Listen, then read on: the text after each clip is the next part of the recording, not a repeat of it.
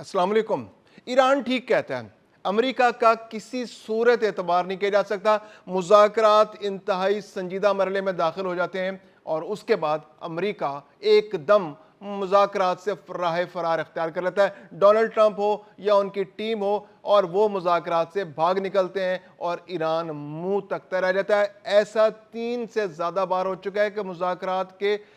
Announce होने लगा था कि मुज़ाकरात कामयाब हो गया और ये उसका एलामिया है, लेकिन ऐसा कुछ नहीं हो सका। और अब एक बार फिर मशरिक़ वस्ता में जंग के बादल गहरे हो चुके हैं, बल्कि यूं कहिए कि जंग दोबारा शुरू हो चुकी है। अहम तरीन जजीरे और इलाके जो है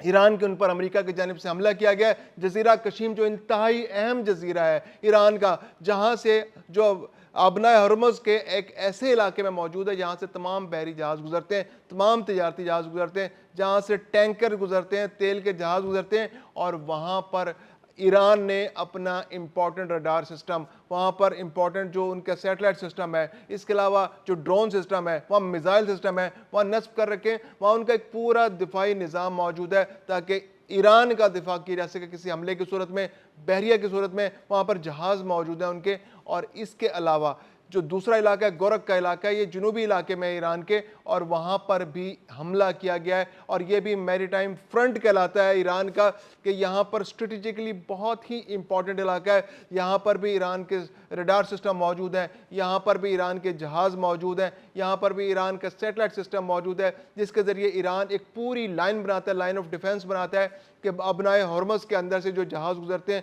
अपने जहाज़ों का दिफा किया जा सके, और अगर दुश्मन हमला करे तो उसको इंटरसेप्ट किया जा सके। तो ये दो बहुत इंपॉर्टेंट जगहों पर हमला किया ईरान ने, और जवाब में ईरान ने भी दांत खट्टे कर दिए हैं अमेरिका के, और वही स्ट्रेटजी अपनाई है कि मशरिक़ वस्ता में जहां जहां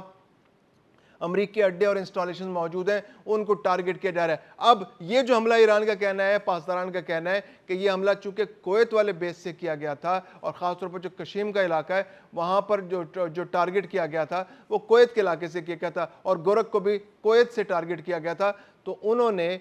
हमला किया है कुवैत के ऊपर, कुवैत के जो बेस है, अमेरिकी एयर बेस है, उस पर हमला किया है, और वहां पर सायरन बज रहे हैं, अफरा तफरी की सूरत हाल पैदा हो चुकी है, तबाही के मनाजिर हैं। कुवैत का कहना है कि उसका जो फ़ज़ाई दिफाई निज़ाम है वो फुली एक्टिव है, जितने ड्रोन्स आ रहे हैं, जितने मिसाइल्स आ रहे हैं उनको इंटरसेप्ट किया जा रहा है। और ऐसे में जो कुवैत है उसका कहना है कि हम अपने नुकसान को कम से कम तर कर रहे हैं, और ईरान के हमले की मज़म्मत भी की जा रही है। यानी अमेरिका ने दीवार पर शहद लगा दिया है और जंग की दोबारा सूरत हाल पैदा हो गई है। अब जो सबसे बड़ा सवाल यहां पर पैदा होता है कि अमेरिका आखिर इन मुज़ाकरात से पीछे क्यों हट जाता है। तो जो सबसे अहम राय सामने आ रही है वो ये है कि इसराइल का दबाव अमेरिका को ऐसे करने पर मजबूर करता है, क्योंकि जंग इसराइल की फरमाइश पर शुरू हुई है, अमेरिका के अपने मफादात में है, लेकिन जो ग्रेटर इसराइल की ख्वाहिश है, एक एक्सपेंशन की जो ख्वाहिश इसराइल की है, उसको सामने रखते हुए जंग को शुरू किया गया है।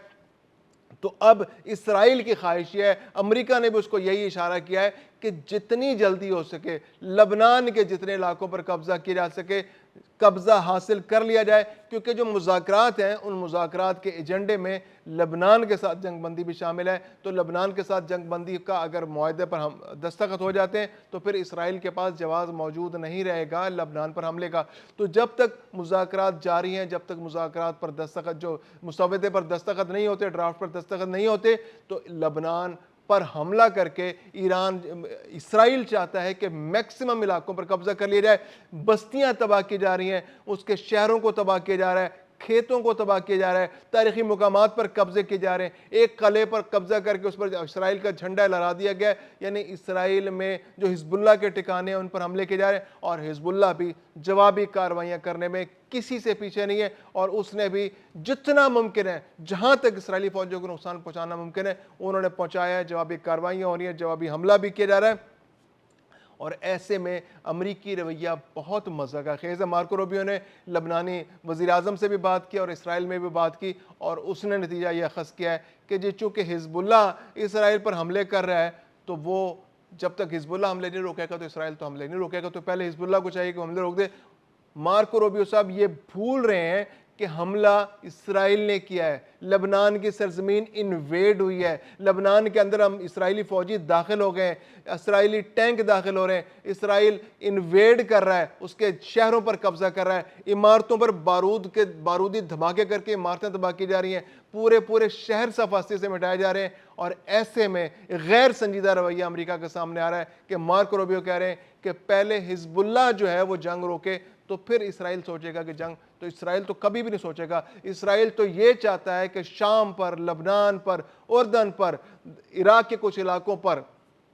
اس کے علاوہ سعودی عرب میں حجاز کے علاقوں پر اس کا قبضہ ہو جائے، مصر کے جو صحرائے سینا کا علاقہ ہے اس پر اس کا قبضہ ہو جائے، تاکہ جو گریٹر اسرائیل کا میپ اسرائیل نے جاری کر رکھا دنیا کے سامنے، وہ اس کا شرمندہ تعبیر، اس کا خواب ہو سکے۔ تو یہ ایک ایسی صورتحال ہے کہ جس کے اندر جنگ رکنے کا کوئی امکان نظر نہیں آتا۔ فوری طور پر امریکہ انشور کر رہا ہے کہ اسرائیل میکسیمم علاقوں پر قبضہ کر لے، لبنان کے جتنے علاقوں پر قبضہ کر لے گا تو وہ آگے جو معاہدہ ہوگا اس کو سیز فائر لائن جو بنے گی اس میں ان علاقوں کو شامل کر لے گا۔ لبنان کے بہت سارے علاقے عملاً اسرائیل کا حصہ بن جائیں گے اور ان کو ایویکویٹ کرا لیجیے گا، کیونکہ جن علاقوں میں حزب اللہ کی موجودگی ہے ان علاقوں کو جواز تو اسرائیل کے پاس موجود ہے، کیونکہ جی حزب اللہ ہم سے لڑتا ہے، یہاں پر ملیشیاز موجود ہیں، یہ ملیشیاز ہم پر حملے کرتی ہیں، تو ہم ان علاقوں کو تو کلیئر کریں گے۔ اور یہ ایکسپینشن کا جو پروجیکٹ ہے اسرائیل کا، اس پر آگے بڑھنے کی اسرائیل کی جو کوشش ہے اس میں وہ آگے بڑھتا چلا جا رہا ہے، اور اس میں اس کو امریکہ کی تائید بھی حاصل ہے، اس میں پوری یورپ کی تائید حاصل ہے۔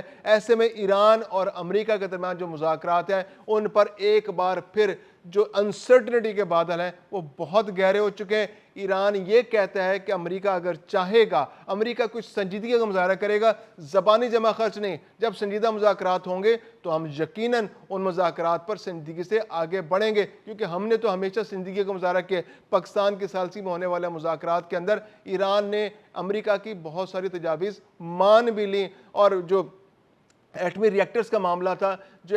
یورینیم کی افزودگی کا معاملہ تھا، اس پر مذاکرات کافی حد تک آگے بڑھ چکے تھے اور اس پر نتائج بھی سامنے آنے شروع ہو گئے تھے، اور امریکہ نے کہا تھا کہ وہ یورینیم افزودگی کے بارے میں جو ایران نے امریکی موقف کو مان لیا ہے۔ دوسری جانب ایران کی جانب سے بھی مثبت اشارے مل رہے تھے کہ مذاکرات بہت جلد کامیاب ہونے والے ہیں اور اس کے نتیجے میں خطے میں امن قائم ہو جائے گا، اور اس کے بعد ایران نے اس علاقے کے اندر ابنا ہرمز پر ایک ٹیکس نظام لگانا شروع کر دیا تھا۔ اس کے لیے اب وہ قانون سازی کرنے جا رہے ہیں، ان کے پارلیمنٹ میں قانون سازی کی بات ہو رہی ہے، پارلیمنٹ میں بات ہو رہی ہے کہ کس طرح سے ایک ٹیکس رجیم بنایا جائے کہ جتنے بحری جہاز یہاں سے گزریں، جتنے جنگی جہاز یہاں سے گزریں، جتنے آئل ٹینکرز یہاں سے گزریں، ان سے ٹیکس وصول کیا جائے، اور وہ ٹیکس پھر جو ایران کے اندر جنگ سے تباہی ہوئی ہے اس تباہی میں بحالی کے لیے استعمال کیا جائے۔ تو یہ ایک ایسا میکینزم ہے کہ جو ایک بون آف کنٹینشن بننے جا رہا ہے۔ خلیجی ممالک کو کسی صورت یہ قبول نہیں ہوگا، اگرچہ قطر نے کسی حد تک اس پر نرمی کا مظاہرہ کیا ہے، لیکن باقی خلیجی ممالک، خواہ وہ کویت ہو، بحرین ہو، سعودی عرب ہو، متحدہ عرب امارات ہو، ان کو یہ فارمولہ کسی صورت قبول نہیں ہوگا، کیونکہ تیل کی قیمتیں پہلے ہی بہت زیادہ ہیں، اور اگر اس تیل پر مزید ٹیکس لگ جائے گا تو عالمی جو مارکیٹ ہے تیل کی، اس کے اندر ان کے ریٹس کمپیریٹیو نہیں رہیں گے، اور یہ ان کے لیے ایک مشکل پیدا ہو جائے گی کہ وہ اپنا تیل بہتر انداز میں نہیں بیچ سکیں گے، یا پھر ان کو اپنے تیل کے ریٹس دنیا کے باقی ملکوں کے نسبت کم کرنے پڑیں گے۔ تو یہ ایک بون آف کنٹینشن ہے جو ہمیشہ جب تک ایران یہ ٹیکس کا نظام اپنا بنائے رکھے گا، اگرچہ امریکہ بظاہر تو یہ کہہ رہا ہے کہ ایران کو الاؤ نہیں کیا جائے گا کہ وہ اپنے ہرمز کے اندر ٹیکس رجیم نافذ کرے، لیکن اگر یہ ایسا ہو جاتا ہے تو یہ ایک ایسی لڑائی ہوگی جو پھر کسی بھی جنگ کا سبب بن سکتی ہے۔